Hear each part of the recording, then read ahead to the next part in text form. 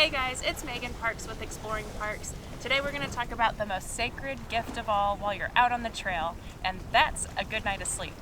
I'm going to review 3 of the sleeping pads that we've tried while out on the trail, and you can make a decision for yourself and decide what is going to get you that good night of sleep so you're well rested for another adventure the next day. Let's get to work.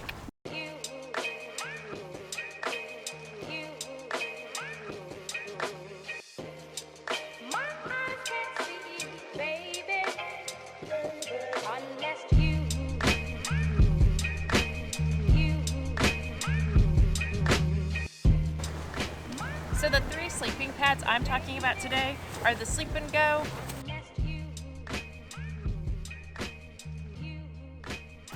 the Trekology UL80, and the Summit UltraLight. So the first category I look at when I'm shopping for gear is price, which isn't always the best way to go, but I like to save money where I can. So the SleepInGo and the Trekology both come in at $40, and then the Summit is a bit of a jump at $159. A few of the other categories that I want to cover today are material, the size and weight, R value, and the noise. So let's get into the next category. Okay, let's talk about the size next. So when these are packed, the Indigo is 8 by 3.5 inches, so very compact to fit inside your backpack. The Trekology comes in at 7.5 by 4.7 inches. And then the Summit, this is the large size, so when inflated, it's about 3 inches longer than the other 2. And so pack size is 10 by 4 inches, so it's a little bit bigger. Weight-wise, if you're carrying these out on the trail, the lowest weight is going to be the Indigo, and this comes in at 14.5 ounces. And then the next one would be the Summit, actually, which is 16.5 ounces. And then the heftiest one of all is going to be this Trekology, and it comes in at 26.5 ounces. So this is a pretty good chunk of weight inside your backpack if you need to consider that while you're backpacking. So the Summit is about 2 inches thick, so as I'm laying on my side here, my hip's off the ground, but I can definitely feel that it's close to the ground, so you have to keep that in mind if you're a side sleeper.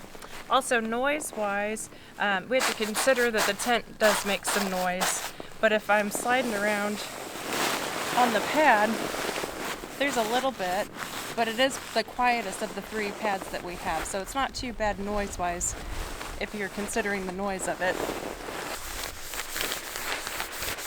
So let's go ahead and look at the other 2 pads and see how they compare. The SleepInGo is 2 inches thick as well. Same thing, my hip is off the ground right now, but if it lost some air, I would be on the ground very quickly. I do think this one's a little bit more comfortable than the Summit because of the large pockets of air on it, so it gives it a bit more of a plush feeling.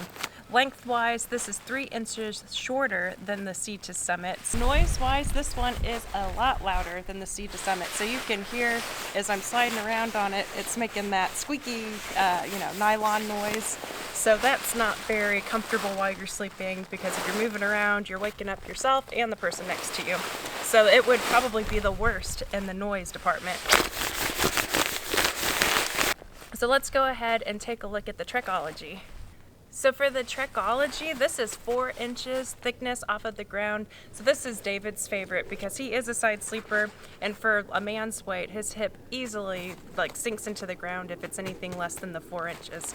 So this is very comfortable. It's got a curvature design to it, so you're supposed to kind of sink into it as you're laying down. It's also 75 inches long, so if you're 6 feet or so, you should fit on it with no issues. The sound or the noise on it is also louder than the Summit, but not as bad as the SleepInGo. So it is something to consider. If you move around a lot, you are going to hear some noise on it.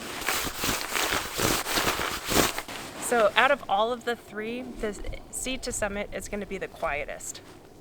Okay, let's talk about the material. So for the Trekology and the Summit, they're both made out of 40 denier nylon. So it's the density that they measure for the nylon. And then the SleepInGo is actually 20 denier. So it's a little bit thinner of a nylon that it's made out of. I don't notice a difference in it, but I would think that the durability of tearing would make the difference. So that SleepInGo might be more likely to tear, but it does feel sturdy. Another thing to consider while you're looking for sleeping pads is an R rating, and so that R rating stands for resist heat flow. So you want to make sure that it has a higher R rating, and if you're doing like 3-season camping, 2 or higher is usually a good number for you to be around. So for all of these pads, the SleepInGo is a 2.1 R rating, so that is good for 3 seasons, probably not for winter camping, but it would be okay for the 3-season camping. The Trekology is 1.6, so this thicker one, there's more air in it, and so you're actually going to get some cooler air going through it, which in the summertime would be great, but if you're camping in the fall where it's a little bit cooler, you might get colder than you normally would with another pad. And so for the Summit, it's a 3.1 R rating, and so that one's really good if you're doing some colder camping. So it's a step above the other 2 sleeping pads. So that wins in the R rating department. And so lastly, some things that I want to mention are the perks. So the Summit has that pump sack with it, so when you're blowing it up, it's very easy, just a few breaths to blow it up, which is good. And then the SleepInGo, since it's smaller, it takes about 10 to 15 good breaths to blow it up. And then this one, the Trekology, actually, David has to do it himself because I don't have the lungs for it, but it takes about 30 to 40 breaths to fill this thing up because it is thicker. So that's something to consider. But overall, I would say that the SleepInGo, price-wise, is my favorite. It has the plush feel of it, and noise-wise, it is a little bit louder, but with the price and the size of it to pack and the weight, I think overall for me it wins. And for David, he would prefer to use the Trekology because it's thicker and he can side sleep on it. The price of it, is the same as the SleepInGo. It's a little bit heavier to pack, so that's something you need to consider if you're backpacking because, weight is really important when you're out on the trail. But overall, we feel like that Summit at $159 is not necessarily the best sleeping pad for the price. So keep that in mind. Good luck choosing your sleeping pads. Go enjoy adventures. Make sure you get a good night of sleep. Thanks, guys. See you later. Baby, unless